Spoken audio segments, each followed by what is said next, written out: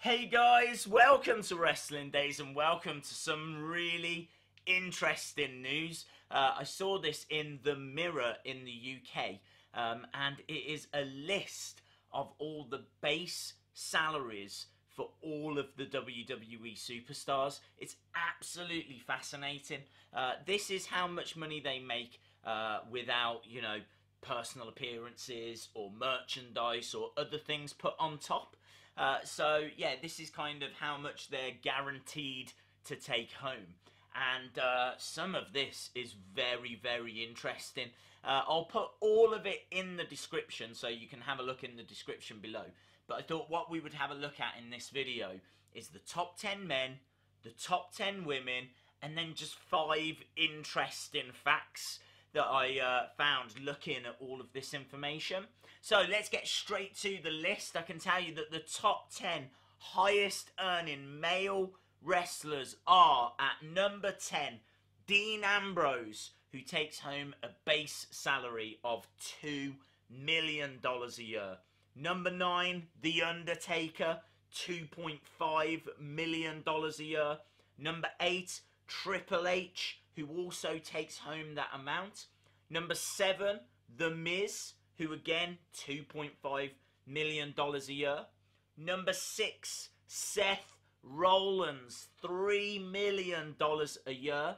At number 5, AJ Styles takes home $3.5 million. Number 4, the legend Randy Orton, $4.5 million. At number 3, Roman Reigns, who takes home $5 million. At number 2, John Cena, who takes home $8.5 million. And number 1, by quite some distance, Brock Lesnar, $12 million. Now, I do seem to recall that John Cena actually makes more than Brock Lesnar when you factor in all of the film projects that John Cena is a part of. So this is just the wrestling salary. So Lesnar, unsurprisingly, tops the list. When it comes to the women, I can tell you that they're paid much less, which could be quite controversial. Let's get to the top 10. So at number 10, we've got Dana Brooke, $200,000 a year for Dana Brooke. Number 9, Becky Lynch, $250,000. Number 8, only number 8, Asuka, $250,000. Number 7, Natalya, $300,000. Number 6, Brie Bella, $300,000.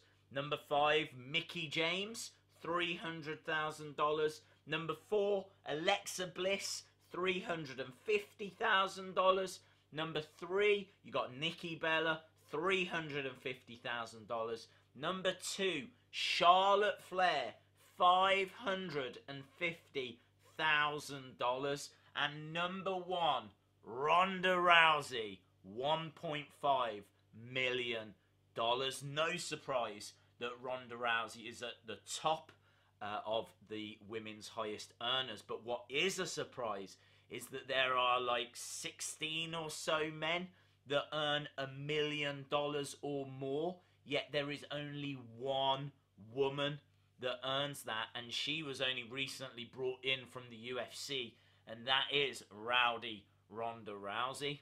Another surprise for me was that Jeff Hardy came back at the same time as Matt Hardy, yet they are paid differently. Jeff Hardy earns $1 million a year, whereas Matt Hardy only earns, I say only, still a great wage, $650,000 a year. So there's quite a difference there. And if you think of the focus that WWE has put on the Woken universe, it's just a surprise to see them two not being paid in line.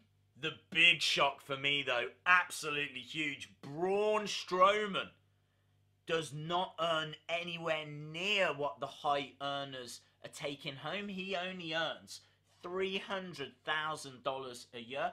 I can tell you that that is less than Eric Rowan. It is less than Luke Harper. It is less than Fandango. It is less than Kalisto. He is like ranked 40th or so on the list, with all these other superstars, lower carders, jobbers, if you will, ahead of him.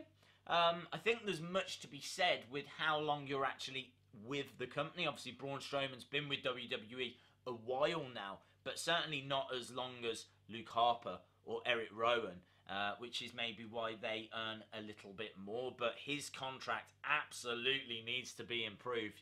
He can't stay on $300,000, considering he is the man at the moment.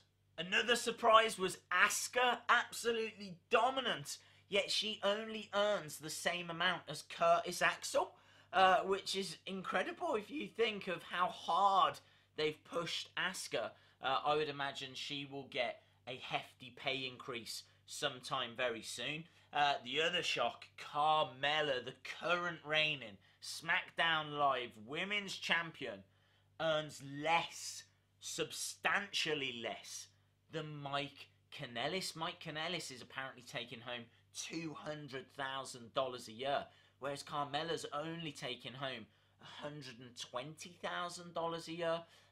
It looks like the women are not being treated equally, fairly. I'm sure this is something that WWE are in the process of looking at, because, you know, there's a big focus on this throughout the world and throughout a lot of businesses and companies at the moment.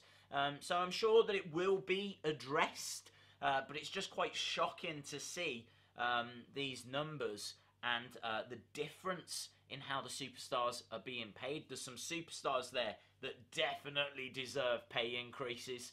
I'm sure Vince probably wouldn't agree, but come on, Asuka, Braun Strowman, they should be like right up there with the high earners. And yet Braun Strowman in particular, like 40th on the list? What's going on?